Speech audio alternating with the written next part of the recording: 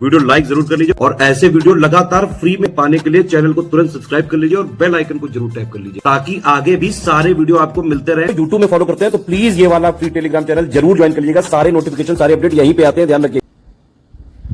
नमस्कार साथियों, स्वागत है आप सभी का ऑनलाइन एग्जाम प्रिपरेशन पर which is the part of study for civil services. दोस्तों आज की वीडियो में हम इकोनॉमिक्स का एक दूसरा इंपॉर्टेंट टॉपिक देखेंगे जिसमें हम पढ़ेंगे भारत में गरीबी निर्धनता के बारे में पढ़ेंगे और जो गरीबी से संबंधित सरकार की योजनाएं ये हैं उसके बारे में पढ़ेंगे जो बहुत महत्वपूर्ण है, एग्जाम में पूछी जाती हैं। योजनाओं से प्रश्न पूछे जाते हैं और साथ ही साथ इससे संबंधित और जितने भी महत्वपूर्ण तथ्य हैं उनको आज हम इस वीडियो में कवर करेंगे। ये वीडियो आपकी सारे स्टेट पीसीएस के लिए महत्वपूर्ण रहेगा, स्पेशली यूपीपीएससी प्रीलिम्स वालों के लिए बहुत इंपॉर्टेंट है और आरओ एग्ज़ाम वालों के लिए भी इंपॉर्टेंट है जिनको अभी एग्ज़ाम देने हैं। चलिए शुरुआत करते हैं आज के टॉपिक की। सबसे पहले बात करें गरीबी की, तो गरीबी क्या है? गरीबी का अभिप्राय होता है जीवन, स्वास्थ्य और कार्यकुशलता के लिए न्यूनतम उपभोग की जो आवश्यकताएं हैं उनकी प्राप्ति की अयोग्यता, मतलब वो भी प्राप्त न होना जो जीवन उपभोग की न्यूनतम आवश्यकता है जैसे कि रोटी, कपड़ा और मकान, वो भी अगर पूरी नहीं हो रही, उनका भी प्राप्ति अगर नहीं है, उनकी प्राप्ति में भी अयोग्यता है तो गरीबी कहलाएगी। सामान्यतः गरीबी का आशय लोगों के निम्न जीवन निर्वाह के स्तर से लगाया जाता है। तो ये गरीबी की डेफिनेशन हो गई। गरीबी के कुछ प्रकार होते हैं। विभिन्न दृष्टिकोणों के आधार पर गरीबी का विश्लेषण अलग अलग प्रकार से किया गया है, जैसे कि प्रथम वर्गीकरण में उपयोग किए जाने वाली मूल जानकारी के प्रकार को दर्शाता है। अब मूल जानकारी यानी कि वस्तुपरक और व्यक्तिपरक गरीबी। वस्तुपरक यानी कि जो वस्तुएं हैं उनसे नापा जाए गरीबी को। व्यक्तिपरक गरीबी, तो इस प्रकार के वर्गीकरण को आइए जानते हैं। दूसरा वर्गीकरण सीमा निर्धारित करने के लिए उपयोग किए जाने वाले पैमाने या फिर संदर्भ पर निर्भर करता है। तो पहला जो है वो है उपयोग में की जाने वाली जो वस्तुएं हैं, अगर उनकी पूर्ति नहीं हो पा रही है तो वस्तुपरक और व्यक्तिपरक गरीबी कहलाएगी। एक और प्रकार होता है निरपेक्ष और सापेक्ष गरीबी, जिसको क्या कहते हैं? एक निर्धारित करने वाला, एक वर्गीकरण की सीमा, एक सीमा बना दी, उस सीमा को निर्धारित करने वाला पैमाना हो गया निरपेक्ष और सापेक्ष। तीसरा वर्गीकरण क्या है? आवधिक गरीबी और निरंतर गरीबी। ये अवधि के आधार पर है कि कुछ समय के लिए, निर्धारित समय के लिए गरीबी है, उसके बाद फिर चेंज हो जाएगी। जैसे कि अब ये क्या होता है, ये रोजगार के हिसाब से हो सकता है कि कोई व्यक्ति है किसी विशेष रोजगार को करता है जो सर्दियों के समय ही चलता है उसका बिजनेस, तो सर्दियों के समय तो वो गरीब नहीं रहेगा, उस समय उसकी जो जीवन निर्वाह की चीज़ें हैं वो आराम से पूर्ति हो जाएगी, रोटी मिल जाएगी, कपड़ा मिल जाएगा, मकान की आवश्यकताएं पूर्ति हो जाएगी। लेकिन गर्मियों के समय हो सकता है उसका रोजगार न चले, तो फिर उस समय वो गरीबी, जो जीवन निर्वाह की मूलभूत आवश्यकताएं हैं उनको भी वो पूरा ना कर पाए, तो इस प्रकार की गरीबी फिर आवधिक गरीबी कहलाती है। ऐसे अध्ययन जिनमें विभिन्न चरों के मापन के रूप में किसी शोधकर्ता के द्वारा सीधे एकत्रित की गई जानकारी का उपयोग किया जाता है उसको वस्तुपरक गरीबी अध्ययन कहा जाता है। तो जो विभिन्न चर हैं उनको मापन के रूप में सीधे एकत्रित की गई जानकारी का अगर यूज़ करें तो वस्तुपरक गरीबी का अध्ययन वो कहलाता है। शोधकर्ताओं के द्वारा आमतौर पर उपयोग किए जाने वाले चरम घरेलू आय और घरेलू व्यय।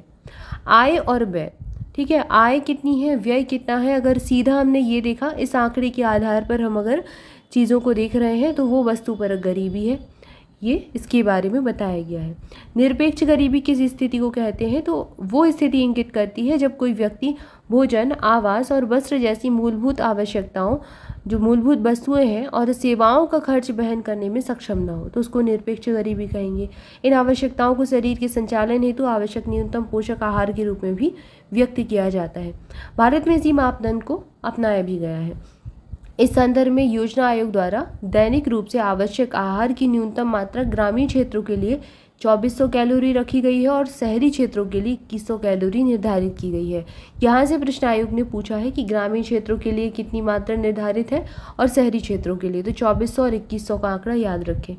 सापेक्ष गरीबी निर्धनता की अवधारणा को की आसपास के अन्य लोगों के संबंध में देखती है। किसी व्यक्ति को गरीब तब माना जाएगा जब वह अपने परिवेश में विद्यमान अन्य लोगों की तुलना में अलाभान्वित की स्थिति में हो, आर्थिक या फिर सामाजिक रूप से। गरीबी की यह अवधारणा असमानता की अवधारणा की निकटता से भी जुड़ी हुई है, तो यह आसपास के परिवेश को देखकर निर्धारित की जाती है। गरीबी रेखा किसको कहते हैं? गरीबी रेखा वह रेखा होती है जब उस प्रति व्यक्ति औसत मासिक व्यय को प्रकट करे जिसके द्वारा लोग अपनी न्यूनतम आवश्यकताओं को संतुष्ट कर सकते हैं। योजना आयोग ने देश में निर्धनता की माप के लिए 1989 में प्रोफेसर डी.टी. लकड़ावाला की अध्यक्षता में एक विशेषज्ञ दल का गठन किया था, जिसने 1993 में अपनी रिपोर्ट दी थी। गरीबी रेखा का निर्धारण आय और उपभोग के रूप में किया जाता है। यहाँ से प्रश्न एग्जाम में पूछा जाता है, इसको याद रखें। परंतु आय की तुलना में उपभोग गरीबी रेखा की सीमा निर्धारित करने का एक बेहतर मापदंड होता है। आय वितरण के आंकड़े उपलब्ध नहीं है, जबकि उपभोग से संबंधित व्यापक आंकड़े उपलब्ध हो जाते हैं। भारत में गरीबी रेखा निर्धारित करने के लिए उपभोग की सीमा को आधार बनाया गया है। ये प्रश्न बहुत पूछा गया एग्जाम में, इसको अच्छे से याद रखें कि भारत में गरीबी रेखा का निर्धारण कैसे किया जाता है। उपभोग की सीमा को आधार बनाकर किया जाता है, उपभोग के आधार पर किया जाता है। विश्व बैंक आय के आधार पर गरीबी रेखा का निर्धारण करता है, जिसे डॉलर पॉवर्टी लाइन कहा जाता है, और ये भी आपके लिए इंपॉर्टेंट हो जाता है। ठीक है, ऐसे प्रश्न आयोग बहुत पूछता है। इसके बाद गरीबी उन्मूलन कार्यक्रम के बारे में हम जानेंगे। गरीबी उन्मूलन की रणनीति मूलतः दो तरफा होती है। सर्वप्रथम ऐसे अवसर प्रदान करने वाले विशिष्ट क्षेत्रों पर ध्यान केंद्रित करके गरीबों को विकास प्रक्रिया में भाग लेने के लिए अधिक अवसर प्रदान करने का प्रयास चल रहा है। राष्ट्रीय ग्रामीण रोजगार गारंटी विधेयक यह आया था 2004 में, दिसंबर 2004 में संसद में प्रस्तुत हुआ था, और एक काफ़ी बड़ा एक प्रोग्राम कह लो या फिर योजना कह लो, जिसको मनरेगा के रूप में आज जानते हैं। तो काफ़ी सारे लोगों को इसमें रोजगार दिया जाता है। प्रमुख गरीबी उन्मूलन, रोजगार सृजन और बुनियादी सेवा कार्यक्रम यहाँ पर देख रहे हैं। स्वर्ण जयंती ग्राम स्वरोजगार योजना 1 अप्रैल 1999 को शुरू हुई थी, और ये जो योजना है स्वर्ण जयंती ग्रामीण विकास योजना, इसका उद्देश्य है बैंक ऋण और सरकारी अनुदान के मिश्रण से के माध्यम से सहायता प्राप्त गरीब परिवारों को स्वयं सहायता समूहों में संगठित करके गरीबी रेखा से ऊपर लाना, ताकि वो अपना कुछ का रोजगार कर पाए और कुछ ना कुछ आय का सृजन कर पाए। प्रधानमंत्री ग्रामोदय योजना आई थी 2001 में शुरू हुई थी ये योजना। इसमें प्राथमिक स्वास्थ्य, प्राथमिक शिक्षा, ग्रामीण आश्रय, ग्रामीण पेयजल, पोषण, ग्रामीण विद्युतीकरण जैसी चयनित बुनियादी सेवाओं के लिए राज्यों और केंद्र शासित प्रदेशों को अतिरिक्त केंद्रीय सहायता के आवंटन की परिकल्पना की गई थी। इसके बाद न्यूनतम आवश्यकता कार्यक्रम आया। कुछ आधारभूत न्यूनतम आवश्यकताओं को पूरा करने के लिए लोगों के जीवन स्तर में सुधार करने के लिए 5वीं पंचवर्षीय योजना में 1974-78 के प्रथम वर्ष में न्यूनतम आवश्यकता कार्यक्रम का शुभारंभ किया गया था। राष्ट्रीय सामाजिक सहायता योजना आई। यह योजना भी 15 अगस्त 1995 को गरीबी रेखा से नीचे जीवन यापन करने वाले लोगों के लिए शुरू की गई थी।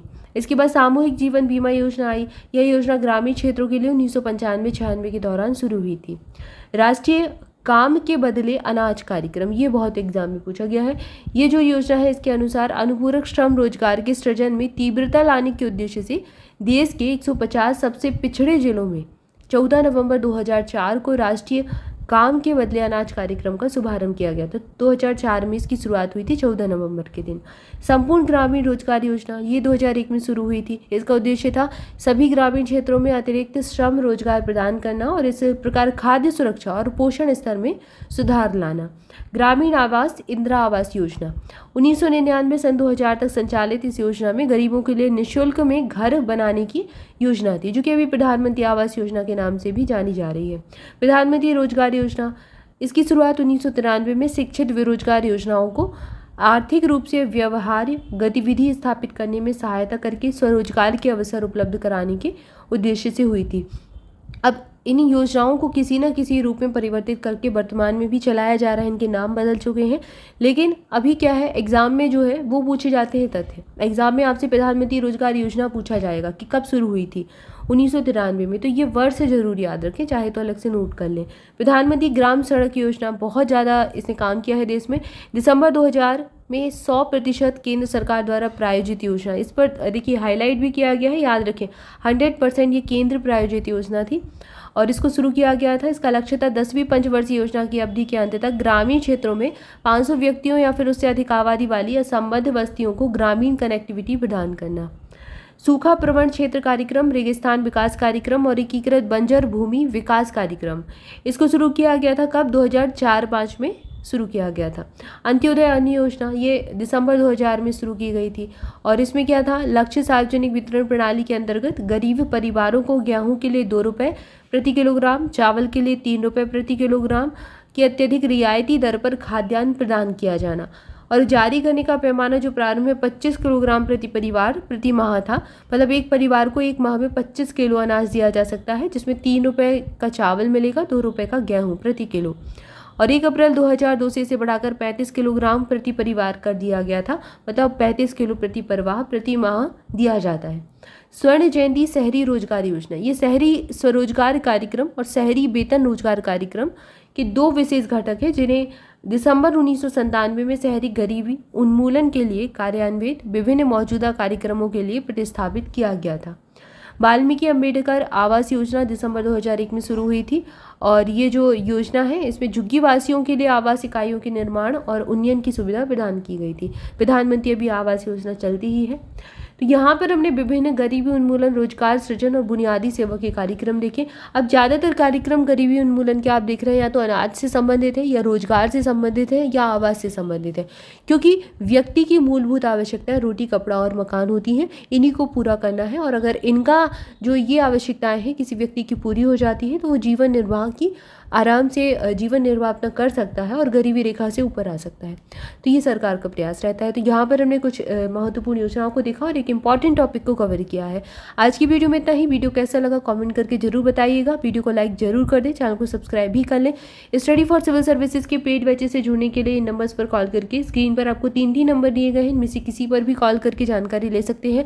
यूपीपीएससी प्रीलिम्स के लिए 2024 वाली परीक्षा के लिए हमारा क्रैश कोर्स अभी लॉन्च किया गया है, जिसमें 844 पेज का स्टडी मटेरियल पढ़कर कट ऑफ क्लियर किया जा सकता है। अगर आपने हमारे एजुकेटर्स के हिसाब से पढ़ लिया, जैसा गाइड आपको किया जाएगा वैसा आपने पढ़ लिया, डेली 8 से 9 घंटे सीरियसली पढ़ाई कर अगर आपने इस स्टडी मटेरियल को कवर कर लिया तो आप गारंटी के साथ कट ऑफ क्लियर कर सकते हैं।